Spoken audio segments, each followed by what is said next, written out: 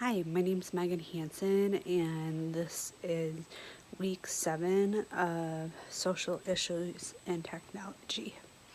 I'm speaking to you today in regards to a proposal for female opiate research and clinical experts, otherwise known as FORCE. It's a great organization that's based out of New Jersey, and it helps, it's research based organization to help with opiate overdose for females. They've had really good success, and their founding members have a lot of good resources and backing of them as well. So the proposal to you is, what if the treatment isn't effective? I know that in this world, everything's evolving, everything's changing all the time, but with all this research and with all this money, what if it doesn't work?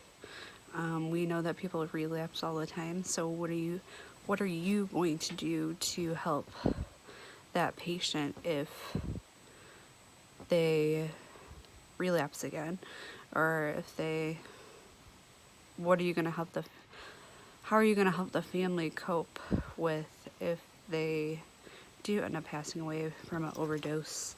There's lots of questions. Or what if, like, one of your members, decides, oh, I want to try this, it's cheap enough, I could get away with it, no problem. I know that you guys have done a lot of research, and you guys have incredible women on the board, which is really awesome. It's a board full of women. So I very much think it's cool. But my question is, what if it doesn't work? What are you going to do?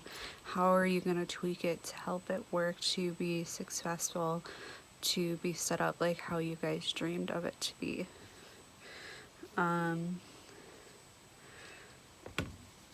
Another question is, what happens if somebody on your board or a work member starts to use it as well?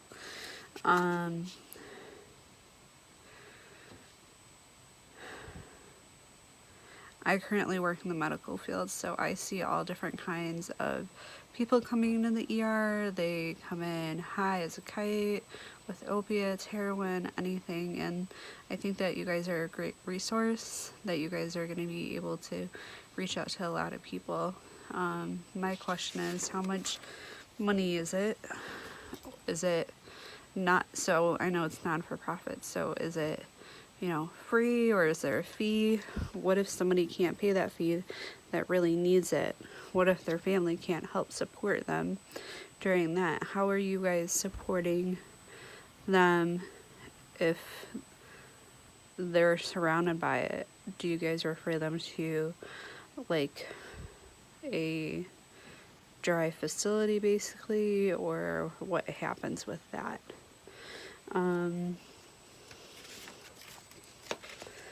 So I know that you guys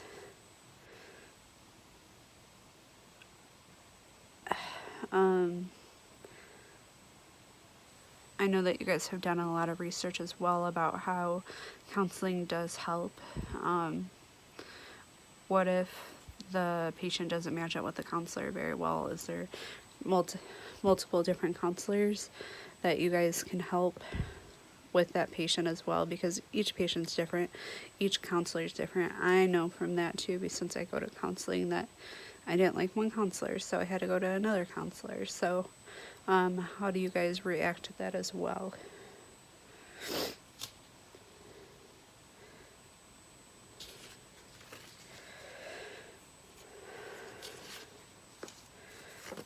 So basically what the question is how are you going to help them if they can't help themselves, which they can't, but how are you going to help them? How are you going to be a good backbone for them when they're there, and then when they're gone?